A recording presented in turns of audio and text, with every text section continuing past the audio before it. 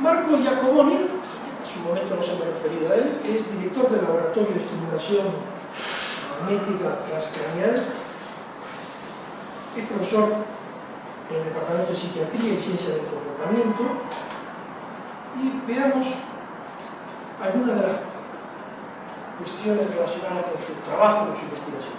Realizó experimentos políticos con candidatos en campañas electorales, y en los Estados Unidos midieron la actividad neuronal con esa tecnología que existe en los hospitales, a la que ya nos hemos referido, la resonancia magnética. Midió la actividad neuronal del cerebro de afiliados a los partidos demócrata y republicano, mientras miraban una serie de fotos de Bush y de Kerr, los candidatos en aquella selección. Giacoboni descubrió en aquella lectura que hace de la resonancia magnética que Bush activaba zonas de miedo en los demócratas. Se iluminaba, se encendía una zona neuronal correspondiente al miedo. Y sensación de viejo amigo entre los republicanos. En los ciudadanos, según su afinidad política, según la afiliación a los partidos, según lo que votaban, se encendían distintas regiones del cerebro. Bien, esto es un hallazgo para las campañas electorales. Esto es un recurso de investigación que quizás está liberando antiguas formas de conseguir esta información, porque resulta que se puede adquirir de otra manera. Ayer hablamos de diferencias del cerebro entre los que se autoproclaman progresistas y los que se autodesignan conservadores. Diríamos en España, izquierdas o derecha, PSOE, PP. Una pregunta, ¿cuánto podría influenciar, por ejemplo, los marcos de los seres humanos en esos descubrimientos de Giacoboni? Para empezar, no sabría contestarte con rigor, con precisión. Tendría que conocer si hay investigaciones cruzadas en las que entre las categorías de la investigación esté la búsqueda de marcos.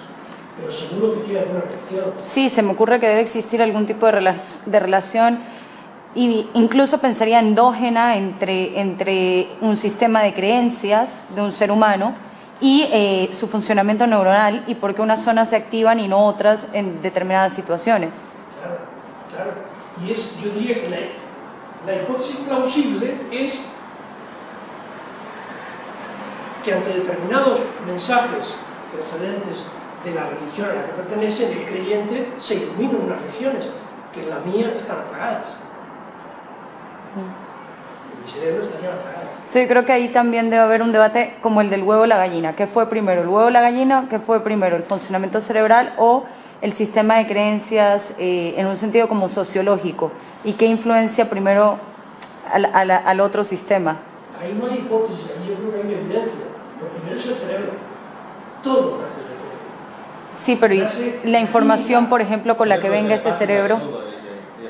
La base de todo es el cerebro. Mira, si tú lees bien, te voy a decir lo que pienso. La diferencia entre el creyente y el observador que investiga en el universo de las religiones está en que el creyente ve, por ejemplo, en la comunión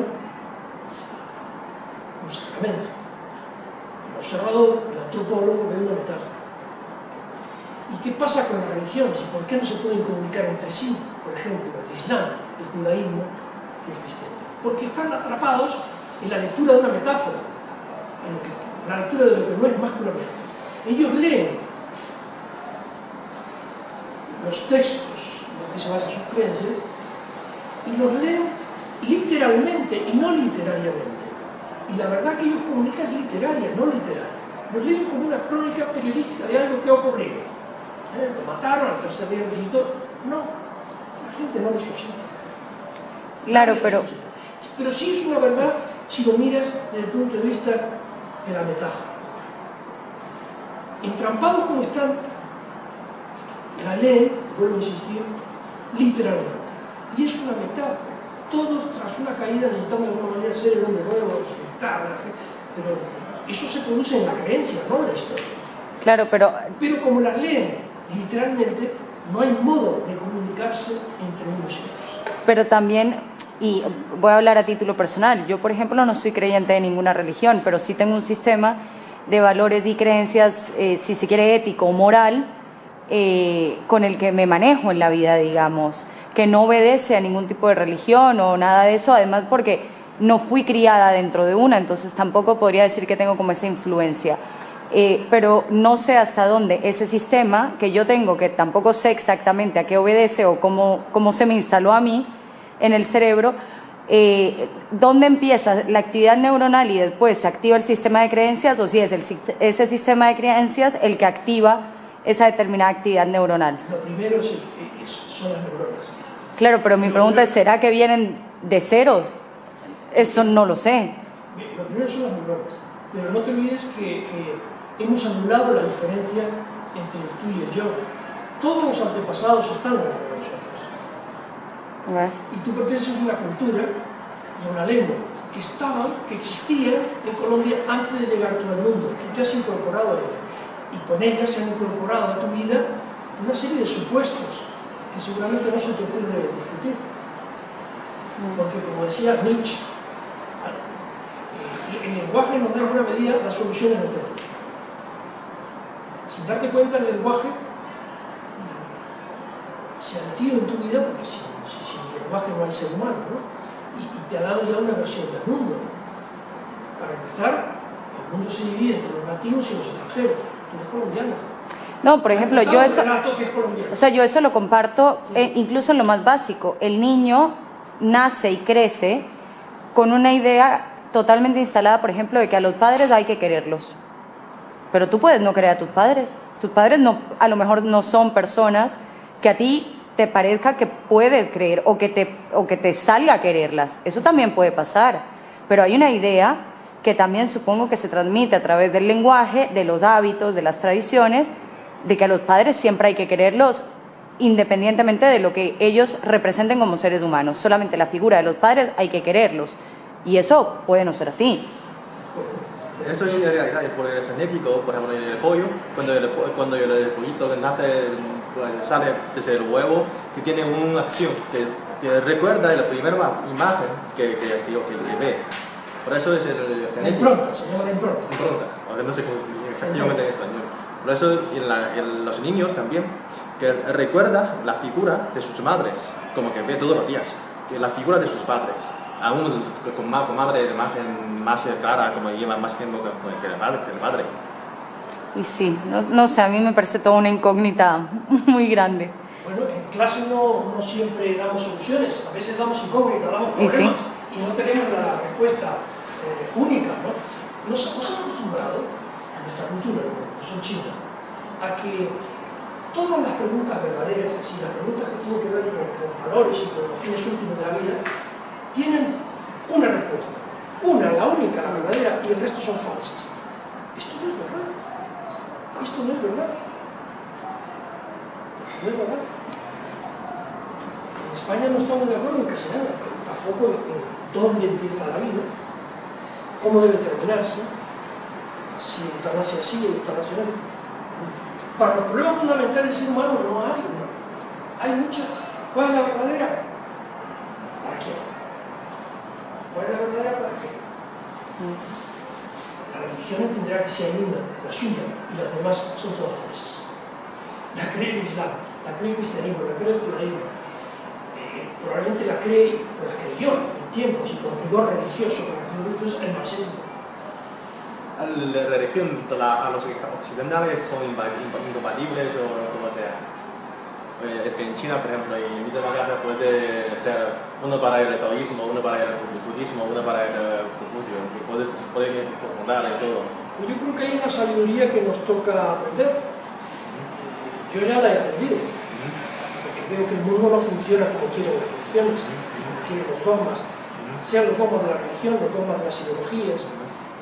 Los problemas no consienten soluciones únicas, que a veces primero no la tienen. Los problemas a veces no tienen una solución, puede tener muchas o ninguna, quizás solamente una línea.